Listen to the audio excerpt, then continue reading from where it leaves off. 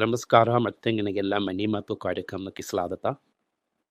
ಇವತ್ತು ಶನಿವಾರ ಇಲ್ಲೋ ಪ್ರಶ್ನೆಗಳನ್ನು ಹುಡುಕೊಳ್ಳುವಂತ ಸಮಯ. ನಮ್ಮ ಜೊತೆ ವಿಷ್ಣು ಬಂದಿದ್ದಾರೆ.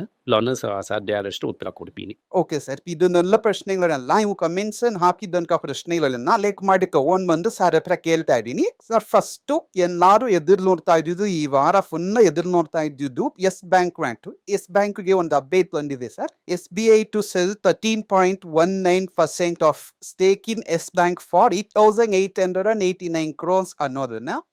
So what is your take on this? SBI ಮತ್ತೆ ಬೇರೆ ಬ್ಯಾಂಕ್ ನಷ್ಟಾಗುವಾಗ ಮಾಡಿದ್ರಲ್ವಾ, ಅದಕ್ಕೆ ಯಾರು ಕಾಂಪನ್ಸೇಷನ್ ಕೊಡ್ತಾರೆ? ಇದು SBI public limited company, government company ಅಲ್ಲ. 51% ಅಷ್ಟೇ ಗವರ್ಮೆಂಟ್, 49% ಪಬ್ಲಿಕ್ ಶೇರ್ ಹೋಲ್ಡಿಂಗ್ ಇದೆ. ಆ ಶೇರ್ ಹೋಲ್ಡಿಂಗ್ ಬಂದಂತ ನಷ್ಟಕ್ಕೆ ಯಾವ್ದು ಬುಕ್ ಕೊಡ್ತಾರೆ? 8 ವರ್ಷಕ್ಕೆ ನಾನು ಅನ್ಕೊಂಡೆ ದುಡ್ಡು ಹಾಕಿದ್ದೆ, ನನ್ಗೆ ಎಷ್ಟು ದುಡ್ಡು ಬಂದಿರುತ್ತೆ. SBI ತಗೊಳ್ಳಿ, ನಾನೇ ಹೇಳ್ತೀನಿ. 2016 ಅಲ್ಲಿ SBI ಶೇರ್ ಬಂದು 174 ರುಪೀಸ್ಗೆ ನಾವು ತಗೊಂಡಿದ್ದೀನಿ.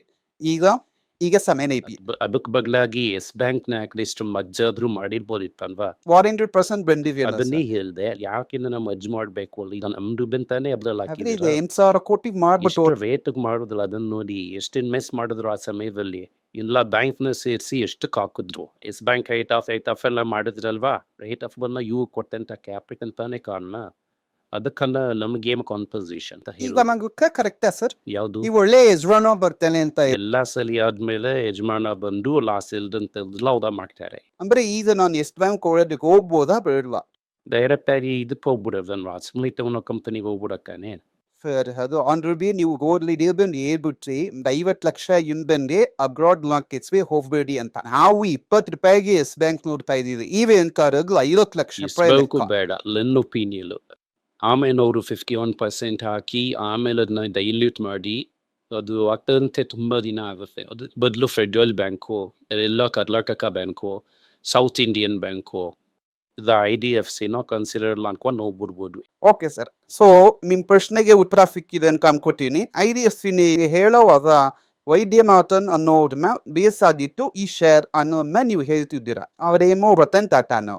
ಇದನ್ನ ನಾನು ಹೇಳ್ತಿದ್ದೀನಿ. ಒಬ್ಬರಿಗೆ ಲೈಟ್ ರಿಸಲ್ಟ್ ನೋಡಿ ಇದುವರೆಗೂ ಅವ್ರು ಹೇಳಿದ್ದನ್ನ ಅವ್ರು ಮಾಡಿದ್ದಾರೆ. ಬ್ಯಾಂಕ್ ಟೇಕ್ ಓವರ್ ಮಾಡುವಾಗ ಈ ಟಾರ್ಗೆಟ್ ನ ನಾನು ರೀಚ್ ಮಾಡ್ತೀನಿ ಅಂತ ಹೇಳಿದ್ರು. ಬೇಕಂದ್ರೆ ಕನ್ಸಿಡರ್ ಮಾಡಿ, ಬೇಡ ಅಂದ್ರೆ ಮಾಡಬೇಡಿ. Okay sir, south Indian bank ಹಂಗೆ ಇದೆಯಲ್ಲ ಸರ್. 5 ರೂಪಾಯಿ ತಗೊಂಡು 25 ರೂಪಾಯಿ, ನೀನ್ 5 ರೂಪಾಯಿ ನಾನು ನೋಡಿನ್ವಲ್ಲ ಅಂದ್ರೆ ಅದು ನಿನ್ ತಪ್ಪು ಆಯ್ತಾ? ಅದು ನನ್ ತಪ್ಪ. ನಾನು ನೋಡಿನೂ ತಗೊಂಡಿನ್ವಲ್ಲ ಅನ್ನೋದು ನನ್ ತಪ್ಪು. ಬಿಟ್ಬಿಡುತ್ತೆ ಆಮೇಲೆ. ತುಂಬಾ ಇನ್ವೆಸ್ಟರ್ಸ್ ಬಂದು ಸೆಪ್ಟೆಂಬರ್ 2024 ಮಾರ್ಕೆಟ್ ಒಳಗೆ ಬಂದಿದ್ದಾರೆ. ಅವರು ತುಂಬಾ ಲಾಸ್ ಮೇಲೆ ಫೇಸ್ ಮಾಡ್ತಾ ಇರೋರ ಒಂದು ಕಮೆಂಟ್ಸ್ ನ ನಾನು ತುಂಬಾ ನೋಡ್ತಾ ಇದೀವಿ. ಅವರಿಗೆ ನೀವು ಏನ್ ಅನ್ಸ ಕೊಡ್ತೀರಾ? ಡೈಲಿ ಕನ್ಸಿಸ್ಟೆಂಟ್ ಆಗಿ ಟಿಫನ್ ಕಾಫಿ ತಗೊಂಡಿದ್ರು ಅಂದ್ರೆ ಯಾಕಂದ್ರೆ ವಿನೋದ್ ಎಕ್ಸ್ಪೆರಿಮೆಂಟೇ ಮಾಡ್ತಿದ್ದಾನೆ. ಹೋಗಿ ಇನ್ನಂತ ಯಾರು ಹೇಳಬೇಕು ಅದನ್ನ. ಹೌದು. So you are not a suffering a big loss. ನೀವು ನಿಮ್ಮ ಸೈಡಲ್ಲಿ ನೀವೇನಾದರೂ ಒಂದು ಬಲ್ಕ್ ಆಗಿ ತೊಗೊಂಡ್ಬಿಟ್ಟು ಅಥವಾ ಇಂಡಸ್ಇಂಡ್ ಬ್ಯಾಂಕ್ನ ಬಂದು 1300 ತುಂಬ ನೋಡ್ಬಿಟ್ಟು 600 ಭಯಪಟ್ಟು ಬಿಟ್ಬಿಟ್ರಿ ಅಂದರೆ you will be in loss. Whereas it's small levels, and even a little higher levels, you would have like decent returns or even be just below breaking on portfolio ಹೇಳ್ತಾ ಇದೆ. ಓಕೆ, ಸೊ ನಿಮ್ಮ positive idea ಅನ್ನೋದು ಈ consistent. ಭಯ ಪಡಬೇಡಿ. And also depends on your ಇವು ಏನ್ stock ನ ಸೆಲೆಕ್ಟ್ ಮಾಡಿದೀರಾ. ಅದು ಒಂದು ಧ್ಯಾನ ಮಾಡೋದನ್ನೆಲ್ಲ ಲಾಂಗ್ ಟರ್ಮ್ ಗೆ ಪ್ಲಾನ್ ಮಾಡಿ. ಹೌದು, ತಗೊಂಡು ಮಾಲೇನೆ ಮಾಡ್ಬೇಕು. ನೀವು ಜಿನ್ಸ ತಗೊಂಡ್ಬಿಟ್ಟು ಲಾಂಗ್ ಟರ್ಮ್ ಪ್ಲಾನ್ ಮಾಡಿದೆ ಅಂದ್ರೆ ನನಗೆ ಗೊತ್ತಿಲ್ಲ. So I completely against small cap. ನನಗೆ ಗೊತ್ತಿರೋ 2-3 ಸ್ಮಾಲ್ ಕ್ಯಾಪ್ ಬಗ್ಗೆ ನಾನು ಮಾತಾಡೋದು. ಲಾಂಗ್ ಕ್ಯಾಪ್ ತಗೊಂಡಿದ್ವಿ ಅಂದರೆ ನನಗೆ ಗೊತ್ತಿಲ್ಲ.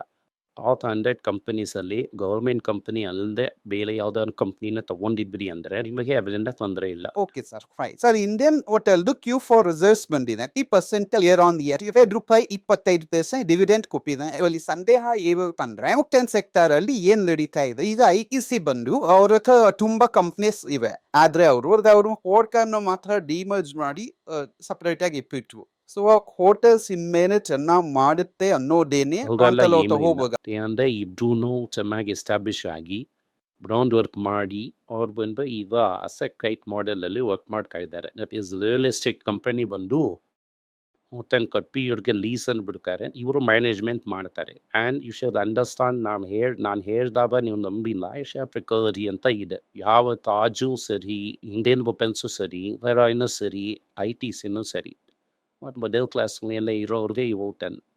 ಒಂದು ದಿನಕ್ಕೆ 7,000 ರೂಪಾಯಿ 8,000 ರೂಪಾಯಿ ಇಲ್ಲ ಅಂದರೆ ರೂಮೇ ಸಿಗೋದಿಲ್ಲ. ಸೊ ಒಂದು ದಿನಕ್ಕೆ 7,000 ರೂಪಾಯಿ ಖರ್ಚು ಮಾಡೋನಿಗೆ ದಿಕ್ಕಿನಾಗ ಚೆನ್ನಾಗಿ ಮಾಡ್ತಾ ಇದ್ದಾರೆ. ಎಕಾನಮಿ ಚೆನ್ನಾಗಿ ಹೋಗ್ತಾ ಇದೆ. ಮದ್ರಾಸಲ್ಲಿ ನನಗೆ ಗೊತ್ತಿದ್ದೇನೆ ಒಂದು ತಾಜ್ ಇತ್ತು, ಹಚ್ಕೊಳಮೆಂಡನ್. ಅದಾದ್ಮೇಲೆ ಕೊನೆಮೇರನ್ನು ಅವರು ಟೇಕ್ ಓವರ್ ಮಾಡಿದ್ರು ಸ್ನೇಹಿತರು ಪಕ್ಕದಲ್ಲಿ.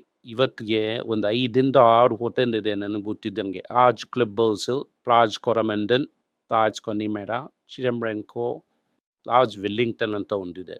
ವಿಲ್ಲಿಂಗ್ಟನ್ ಹೌದು. ಓಎಂಆರ್ನಲ್ಲಿ ಇನ್ನೊಂದು ಗೇಟ್ ವೇನೋ ಏನೋ ಇದೆ. ಏಪ್ರಿಯಾಮೆನ್ ಜಿಂಜರ್ ಏನು ಹೋಟೆಲ್ ಮದ್ರಾಸಲ್ಲಿ ಮಾತ್ರನೇ ಇದೆ. ಹಿಂದೂ ಅನ್ನೋದು ಹೇಳಾಗ್ಬಿಡ್ತು. ಹೌದು ಸರ್. OMRಲ್ಲೇ 2 ಹೋಟ್ಲ್ ಇದೆ ಇದೇ ತರ.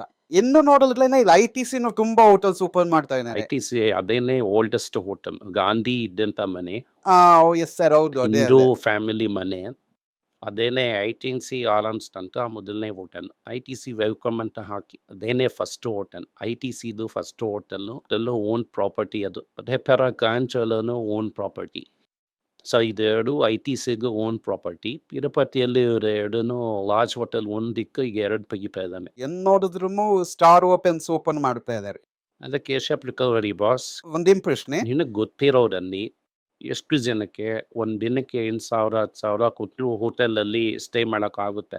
ತುಂಬಾ ಕಮ್ಮಿ ಜನ ಸರ್. ಫುಲ್ಲಾಗಿ ಹೋಗ್ತಾ ಇದೆ ಅಂತ ಏನು? Okay sir.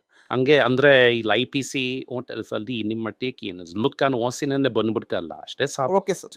ನಾನು ITC ತಗೊಂಡ್ರೆ ITC ಹೋಟೆಲಲ್ಲಿ 40%. ನನಗೇನಾಯ್ತು? IPC ತಗೊಂಡ್ರೇನೆ APC ಹೋಟೆಲ್ ಅಲ್ಲಿ 40% ಇರೋವಾಗ ಓಸ್ ಇಂಗ್ಲಿಷ್ ಬಂದ್ಬಿಡ್ತು. ಸಪ್ರೇಟ್ ಆಗಿ ತಗೋಬೇಕು ಅಂತೀರಾ? ನಾನು ಓಸಿನಲ್ಲೇ ತುಂಬ ಬಂದ್ಬಿಡ್ತು. IPC ವಜ್ರದ ಸುಜಿ ಆಗಲ್ಲ ಸರ್. ಇದುವರೆಗೂ ಸೂಜಿ ಆಗಿಲ್ಲ. ಏನ್ ಬೇಸಿಸ್ ಅಲ್ಲಿ ಅದು ವಜ್ರದ ಸುಜಿ ಆಗುತ್ತೆ ಅಂತ ನೀವು ಹೇಳಕ್ 60 ಬರ್ತಿದ್ದೀರಾ? ಟೈಮ್ಸ್ ಅರ್ನಿಂಗ್ಸ್ ಅಂದ್ರೆ ಅದು ವಜ್ರದ 60 ಸೂಜಿ. 60. ಹೌದು 50 ಟೈಮ್ಸ್ 60 ಟೈಮ್ಸ್ ಅರ್ನಿಂಗ್ಸ್ ಆಯ್ತು. ಅದ್ಯಾಕೆ ಸರ್ ITC ಮಾರ್ಕ್ ನ 50 ಟೈಮ್ಸ್ ಅಂಡರ್ಸ್ಟ್ಯಾಂಡ್ ಮಾಡ್ಕೊಳ್ಳೋದಕ್ಕೋಸ್ಕರ ಕೇಳ್ತಾ ಹಿಂದೂಸ್ತಾನ್ ಇದ್ದೀನಿ. ಏನಿಲ್ಲ, ಫ್ಯಾಕ್ಟರಿ ಆಂಬನ್, ಗೋದ್ರೇಜ್, ಟಾಟಾ ಕನ್ಸ್ಯೂಮರ್ ಇದೆಲ್ಲ ಆ ರೇಂಜಲ್ಲಿ ತಾನೇ ಇದೆ. ರೀಪೆರ ಕಂಪನೀಸ್ ಎಲ್ಲ ಇದಕ್ಕೆ ಕಾಂಪಿಟೇಷನ್. ಆ ಕಂಪನಿಗಿಂತ ಡಬಲ್ ಟ್ರಿಬಲ್ ಸೈಜ್ ಇರೋಂಥ ಕಂಪನಿ 25-26 ಟೈಮ್ಸ್ ಅರ್ನಿಂಗ್ಸ್ ಅಂತ ಸಿಗುತ್ತೆ. ಒಂದು 30 ಜೊತೆ ಸಿಗುತ್ತೆ. ನಮ್ ಗೆಟಿಂಗ್ ದಟ್ 50% ಡಿಸ್ಕೌಂಟ್. ಒಂದು ಕಂಪನಿ ಅಲ್ಲ 45 ಕಂಪನಿಯಾಗಿ ಸಿಗ್ತಿದೆ.